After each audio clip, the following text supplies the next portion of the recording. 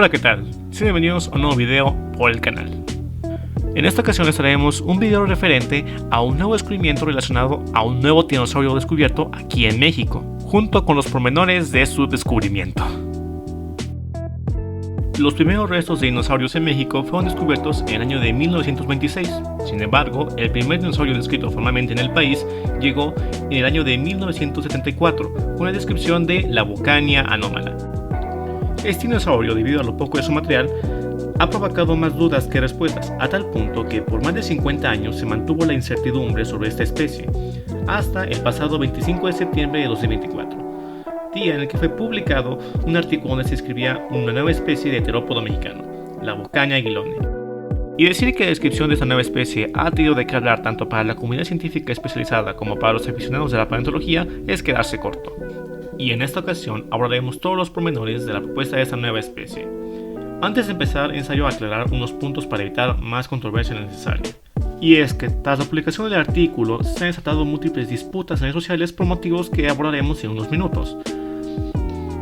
Y en parte la razón por la que tardamos tanto en sacar este video, ya que estábamos esperando a que se calmasen un poco las aguas.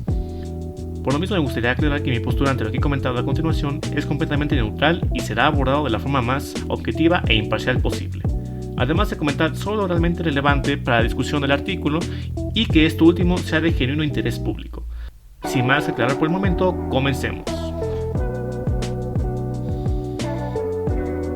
En el año de 1974, el paleontólogo Ralph Murnau describió unos restos de terópodo encontrados 4 años antes en la formación Bocana Roja, en el arroyo del Rosario, en Baja California, México.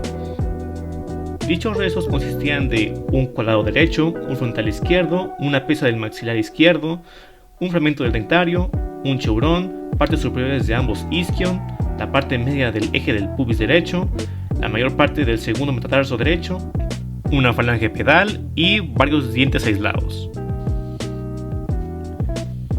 En su momento, Molnar consideró el material suficiente para describir una nueva especie, ya que en aquel entonces, e incluso en la actualidad, existían géneros y especies descritos con mucho menos material, no sé si lo tipo de otro.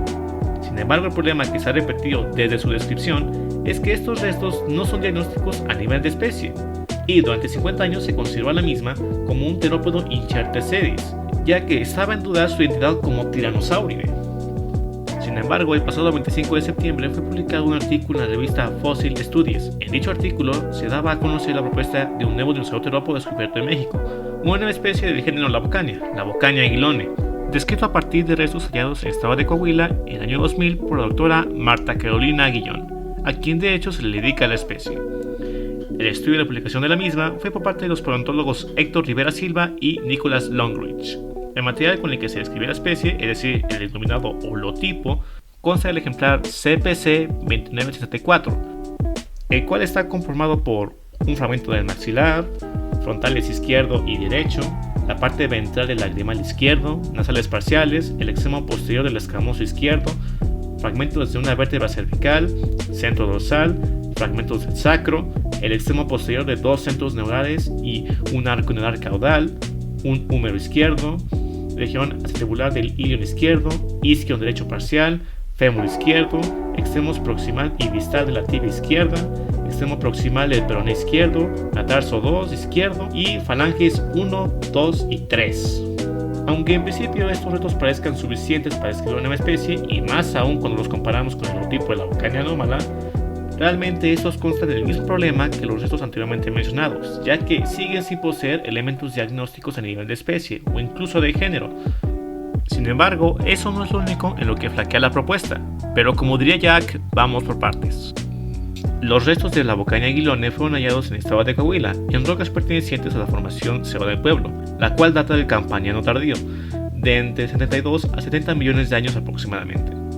De esta misma formación se tienen registros de dinosaurios como Tratolobus galorum, Melanthus coahuilensis, también se relacionaba anteriormente a Coahuilaceratops magnacuerna y el recientemente descrito Coahuilasaurus lipani, entre muchos otros, siendo la Bocania aguilone el mayor depredador de su ecosistema. En cuanto a su tamaño, según los datos proporcionados por el estudio, que fueron calculados por Omar Lagarda, el holotipo de este último se le estima en una longitud de aproximadamente 6.3 metros y una altura al cruz de 2.10 metros. Sin embargo, en los materiales referidos se encuentra un fragmento del dentario de 10.2 centímetros de longitud, lo que extrapolando sus dimensiones sería como un ejemplar de 9,6 metros de longitud y 3.10 metros de altura a la cruz.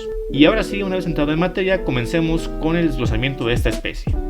Actualmente en pantalla están viendo los elementos que se mencionan como diagnósticos en el artículo. Sin embargo, mucho de lo que se puede apreciar es, si acaso, el diagnóstico a nivel de familia, siendo inequívocamente un Tyrannosauridae.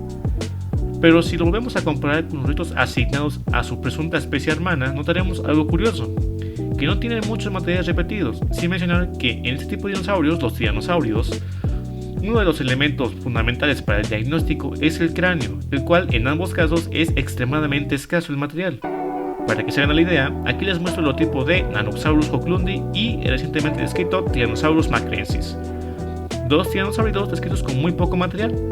Sin embargo, estas especies se sustentan por el apartado bioestratigráfico. Esto es que, a pesar de tener elementos incompletos que se pueden confundir con otras especies físicamente similares, su diferenciación cronológica y geográfica con estas últimas la sustenta como una posible especie diferente. Viendo la nueva especie de la Lavocania, notaremos que procede de una unidad litológica diferente a cualquier otro tiranosaurio conocido. El problema es que la formación sobre el pueblo es un ambiente deltaico, cercano a la costa, lo que en parte explicaría por qué los restos son tan fragmentarios, ya que estos últimos pudieron ser arrastrados por la corriente, perdiendo gran parte del cuerpo del organismo. Sin embargo, muchos toman esto como fundamento clave para dudar de que estos restos pertenezcan a un mismo organismo o incluso a una misma especie. Por su lado, en el estudio se presentó el siguiente análisis filogenético, donde las dos especies de Lavocania quedan ubicadas bajo la tribu Tyatophonini, cercanamente emparentado al tiranosaurio determinado de la formación Two Medicine y a Vistarchilversus shelley. El problema de este cladograma es que, según la opinión de expertos, no ofrece datos de soporte para justificar la estructura del esquema de clasificación, ni en el cuerpo ni en el artículo, ni de material suplementario, lo que de hecho deja muy mal parado el estudio. Ahora, se han hablado de múltiples razones no científicas para invalidar a la especie, como es el caso del Dr. Héctor Rivera Silva, que fue partícipe en el caso de la extracción y la exploración ilegal del fósil de Uberajara jubatus. Además que el Dr. Nicholas Longridge, además de ser uno de los pocos defensores de la validez de Nautilus lancensis, también es revisor de la misma revista en la que fue publicado el paper, junto a las recientes acusaciones de los casos de saqueo fósil y colonialismo paleontológico realizadas al Museo de Desierto, lugar donde se encuentran actualmente los restos de la Lavocania aguilone, además de ser la institución que apoyó al proyecto. Todos estos datos, aunque dejan en evidencia la moralidad dudosa de los autores y la institución encargada de estudiar y explorar los restos, siendo genuinamente objetivos e imparciales, esta información es irrelevante para discutir la validez tanto del estudio como de la propuesta de la nueva especie, ya que esto se conoce como ad hominem y es una falacia argumental.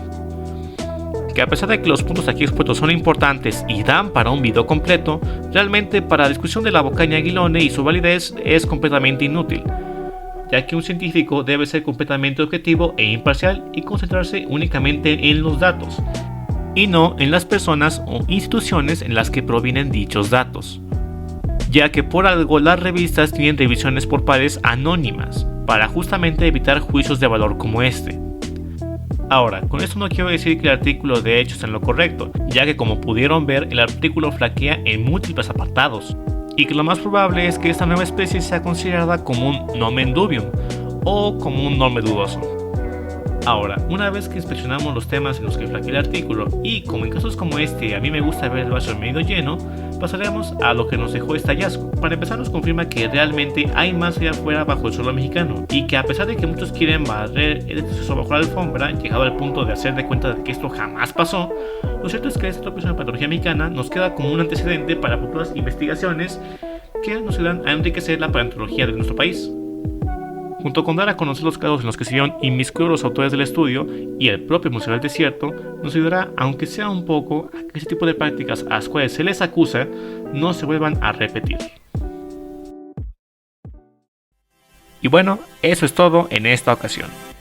Si este video te gustó, no olvides dejar tu like y suscribirte para ver más contenido como este.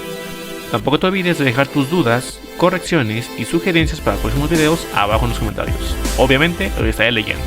Gracias por ver y nos veremos hasta la próxima. Adiós.